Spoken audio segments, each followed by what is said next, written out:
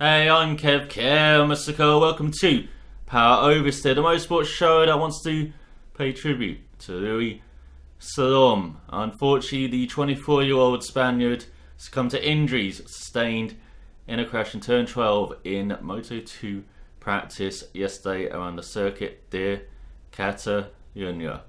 And even though he had a very rocky time in Moto 2, he started the year off with a podium, this year, and it's a bit tougher going after that. And last year was, not a great year for him at all. 2014 was alright, top 10 in championship, couple of podiums, but it is Moto 3 where I best remember Salom and that 2013 title battle. He had a titanic tussle with Alexander Rins and Maverick Vinales for the title that year. One of the best title battles that I've ever, followed and watched, and it probably will be as well, seeing these three guys being so equal during the whole of the year. I think Salom, actually gained control in that title battle early on in the season. By the mid part of the season, I think he was ahead, and I rooted for Maverick Vinales, still do, big fan of the guy, and he kind of fell back slightly, but he started charging the second half of the season, if I remember correctly, and Alexander Rins was just a steady hand. And he and Salom, unfortunately, had their title chances kind of scuppered in Japan, where they had a miserable race and Vinales had a very good result. And so heading to Valencia, it was so close between the three. It's basically just who won the race wins the championship, and that's what it turned out to be, where Maverick Vinales won the race, won the title. Rins got top 5, wasn't good enough, and fortunately for Salom, he dropped back and only finished 14th. But it was an amazing year for Moto 3, and even though in the Red Bull Brooks, even though at the end of the year they could only hand out one title to the riders, all three of them proved to be champions that year. And my thoughts of course go out to Salom's family and friends at this difficult time, as unfortunately way too soon we have to say goodbye, champ.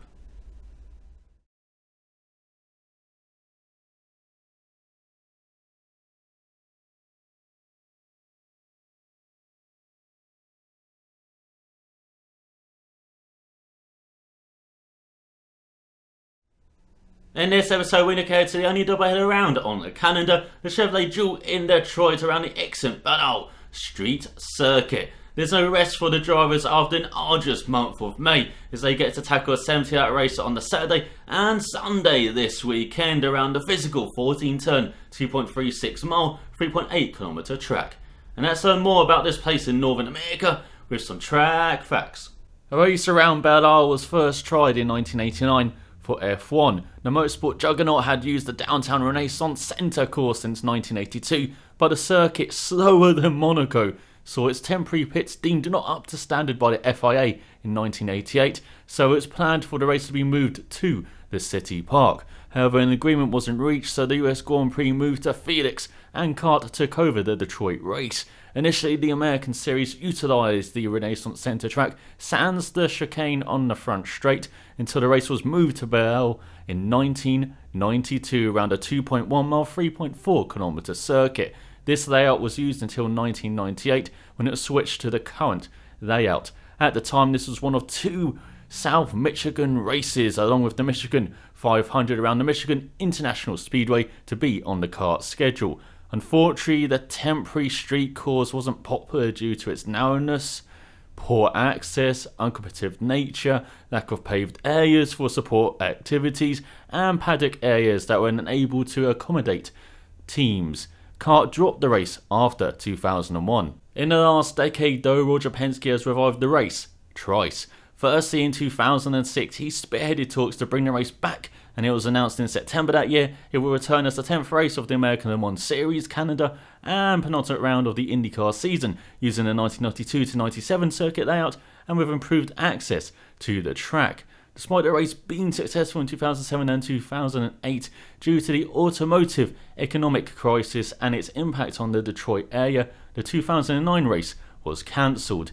However, in 2011 it was announced the race would be returning in 2012 to the IndyCar and American Sports Car Canada with an updated track and support area.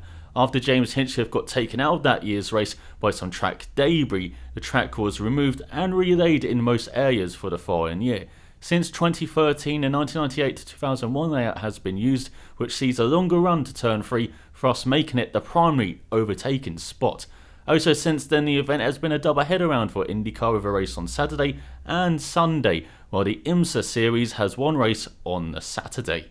Around the Belle Isle circuit, there have been 17 different drivers and 11 different teams that have tasted victory in 19 races. Including the 3 races around the Renaissance Centre, it's 18 different drivers and 12 different teams in 22 races that have won in Detroit, as Emerson Fittipaldi grabbed a couple wins in 1989 and 1991 for Patrick Racing and Team Penske respectively. However, it's his fellow Brazilian Helio Castroneves who's the most successful driver in IndyCar Detroit Grand Prix history, being the only repeat winner around Belle Isle. He grabbed his first kart victory here in 2000 and celebrated it by climbing the fence, a celebration he would become famous for. He followed up with a win in 2001 and grabbed his third in 2014. Fittipaldi and Michael Andretti in 1990 and 1996 with Newman Haas are the only other repeat winners.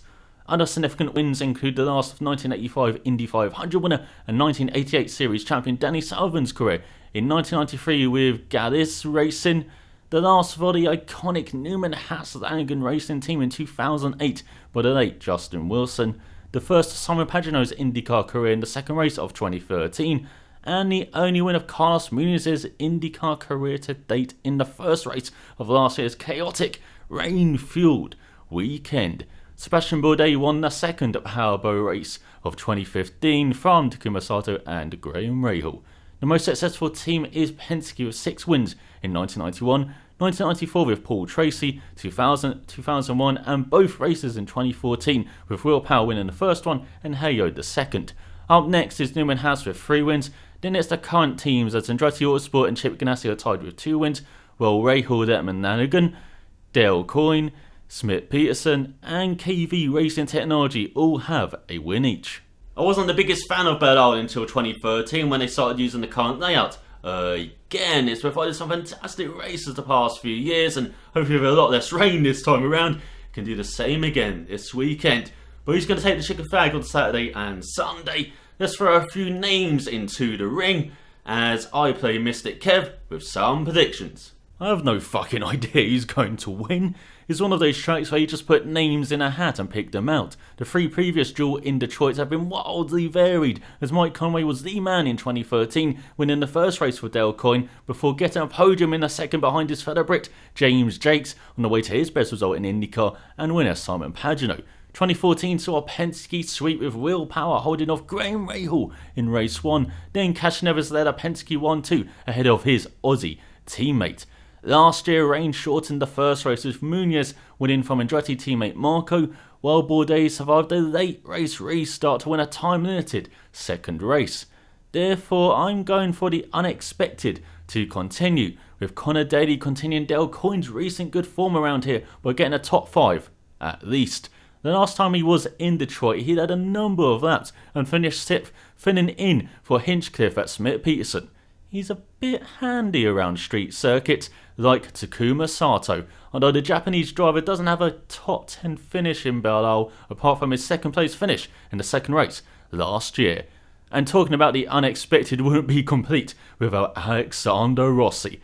Dude's just done the unbelievable, and with how crazy this weekend can be, he wouldn't bet against him getting some top 10s. Or better. Of course, Penske are a threat at their home race with 3 previous winners and Juan Pablo Montoya, who performed one of the best pole laps of all time in 1999 and would have won in 2000 without suffering a broken drive shaft while leading. Especially look at Power from the dark side to perform, as he has an excellent record of 6 top 10s in 8 races round here. Chip Ganassi have 2 previous winners and Scott Dixon has a fantastic record of 7 top 10 finishes in 9 races round Belle Isle. Tony Kanaan has been up and down in recent years, with bad results in 2013 and 2015, whilst being good in 2014. But he has 5 top 10 finishes, including a win in 2007, and seems due to have a good weekend this year. Graham Rahal has had 2 podiums in the last 2 years, and keep an eye on the 2 most recent Indy Lights champions, Gabby Chavez and Spencer Pigot, as they get chances with Dale Coyne and Ed Compton Racing, respectively.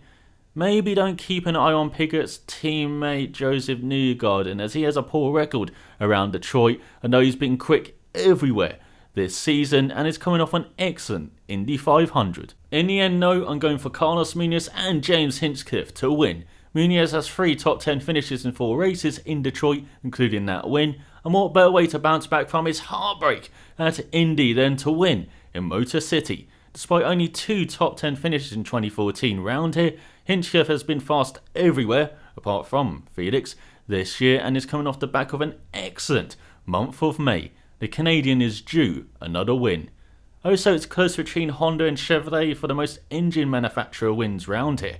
Honda have 10 wins from the last 13 races, while Chevrolet have 8 race wins, including 5 in a row from 1989 to 1993. Will Chevrolet draw level this weekend, or can Honda translate their Speedway oval pace to a much slower temporary street course? It's just another aspect to keep an eye on this weekend.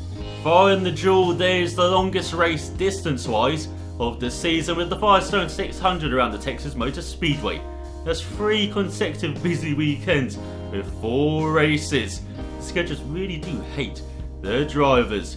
But I'm really looking forward to seeing what they can do this weekend after Honda had the upper hand for the first time this season in the 500. Man, I'm so pumped about IndyCar after last weekend.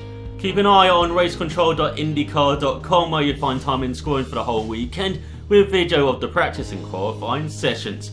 The races are found on BT Sport here in the UK, ABC in America, and other places on the World Wide Web. I'll be back with my month of May review and a look back at all the IndyCar action from this weekend next week. Thanks for watching, and I will see you next time.